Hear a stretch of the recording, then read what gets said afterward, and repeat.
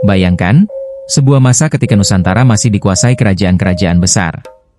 Di tengah pergolakan politik dan spiritual, seorang pemuda dari Tanah Mataram berangkat menuju tempat yang bahkan belum pernah ia kenal.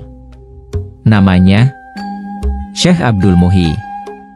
Syekh Abdul Muhyi lahir di lingkungan yang syarat dengan ilmu keislaman. Sejak kecil, ia sudah menunjukkan kecerdasan luar biasa dalam mempelajari Al-Quran dan hadits. Ia berguru kepada para ulama besar di Pulau Madura dan Gresik, mendalami tasawuf dan ilmu agama.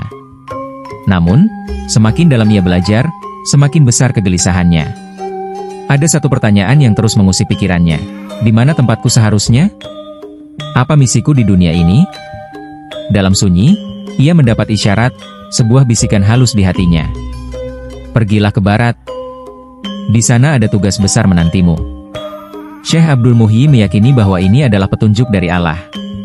Tanpa ragu, ia meninggalkan kenyamanan tempatnya belajar dan berangkat menuju tanah Priangan Timur. Perjalanan ini bukan sekadar perjalanan fisik, tapi perjalanan spiritual, menguji iman, tekad, dan kesabarannya.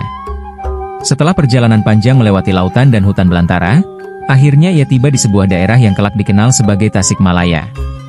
Tapi di sana, ia menemukan sesuatu yang tidak pernah ia duga.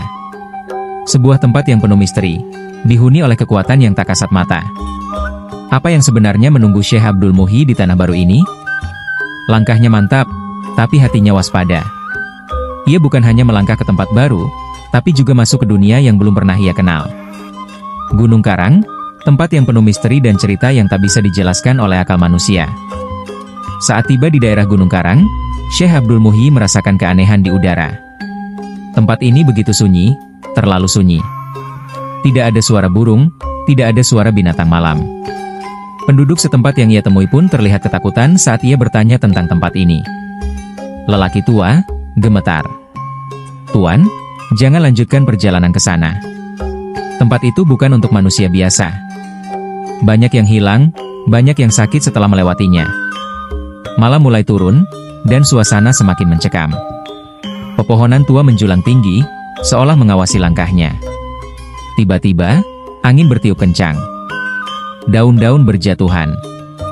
Suara gemuruh terdengar dari kejauhan, seperti langkah kaki raksasa yang bergerak di antara pepohonan. Apakah ini hanya ilusi? Atau benar, ada sesuatu yang menghuni tempat ini? Ia akhirnya sampai di sebuah gua besar, tersembunyi di balik semak-semak dan pepohonan raksasa. Gua ini kelak dikenal sebagai Gua Safarwadi, tempat yang akan menjadi saksi perjalanan spiritualnya. Gua ini bukan sembarang tempat. Disinilah perjalanan spiritual Syekh Abdul Muhyi benar-benar dimulai. Tapi, apa yang sebenarnya tersembunyi di dalamnya? Sendiri, dalam sunyi, hanya berbekal keyakinan dan doa. Di dalam gua ini, Syekh Abdul Muhyi tak hanya bertapa, tapi juga menghadapi sesuatu yang tak bisa dijelaskan dengan logika manusia. Ia mulai melakukan ritual ibadah, sholat malam, zikir, dan tafakur mendalam. Hari berganti minggu, minggu berganti bulan, dan di dalam gua itu, ia merasakan sesuatu yang berbeda. Ya Allah, tunjukkan aku jalan yang benar, bimbing aku dalam tugas yang Kau berikan. Tiba-tiba, suara angin berhembus kencang di dalam goa, padahal tidak ada celah yang bisa dimasuki angin. Nyala obor bergetar, lalu mendadak padam. Kegelapan menyelimuti ruangan. Dan di saat itulah, sesuatu terjadi. Dalam kondisi setengah sadar antara dunia nyata dan gaib, Syekh Abdul Muhyi merasa mendapat pencerahan. Ia melihat cahaya yang menyilaukan, lalu terdengar suara lembut, seolah membisikkan sesuatu kepadanya. Ilmu laduni, ilmu yang langsung diberikan oleh Allah kepada hambanya yang terpilih. Apakah ini pertanda bahwa Syekh Abdul Muhyi telah mencapai makam spiritual yang lebih tinggi? Beberapa legenda mengatakan bahwa setelah peristiwa itu, Syekh Abdul Muhyi memiliki pemahaman yang lebih dalam tentang Islam dan kehidupan. Ia mulai memahami tugas besarnya, menyebarkan cahaya Islam ke tanah yang masih diselimuti kepercayaan lama. Kini, waktunya telah tiba. Waktunya membawa cahaya Islam ke tanah Priangan. Tapi, tak semua orang akan menerimanya dengan mudah. Setelah berbulan-bulan bertapa di Gua Safarwadi, Syekh Abdul Muhyi akhirnya turun gunung, membawa ilmu dan keyakinan bahwa Islam harus disebarkan di tanah ini. Tapi, tidak semua orang siap menerimanya. Ia mulai berdakwah dengan lembut, mengajarkan tauhid dan meninggalkan praktik pemujaan kepada roh leluhur. Awalnya, Sebagian penduduk tertarik dan mulai belajar Islam darinya. Tapi ada juga yang menentang, terutama para dukun dan pemuka adat. Tetua adat, geram. Kami sudah hidup seperti ini selama ratusan tahun. Kenapa kau ingin mengubah semuanya? Syekh Abdul Muhyi, tenang. Aku tidak mengubah. Aku hanya menyampaikan kebenaran. Semua kekuatan berasal dari Allah, bukan dari roh-roh penjaga hutan atau gunung. Perdebatan semakin memanas. Para pengikut ajaran lama takut kehilangan kekuasaan dan pengaruh mereka di masyarakat. Desas-desus mulai menyebar bahwa Syekh Abdul Muhyi adalah orang luar yang ingin merusak tradisi mereka. Beberapa warga mulai ketakutan, mereka ragu antara tetap pada ajaran lama atau mengikuti Syekh Abdul Muhyi. Ketakutan berubah menjadi kebencian, dan kebencian melahirkan niat jahat. Syekh Abdul Muhyi tak hanya menghadapi penolakan, tapi juga ancaman. Suatu malam, sekelompok orang mencoba mengusir Syekh Abdul Muhyi. Mereka membawa obor dan senjata sederhana. Tapi sebelum mereka bisa mendekat, sesuatu terjadi. Tak hanya manusia yang menentangnya, tapi juga penghuni dunia lain. Gunung Karang, bukan sekadar gunung. Ada kekuatan yang telah lama bercokol di sana. Dan mereka tidak ingin terganggu. Sejak ia mulai berdakwah, gangguan aneh sering terjadi. Suara-suara bisikan di tengah malam, benda-benda yang bergerak sendiri, dan hawa dingin yang datang tiba-tiba. Para muridnya mulai ketakutan. Mereka percaya bahwa makhluk halus sedang menguji Syekh Abdul Muhyi. Murid, panik.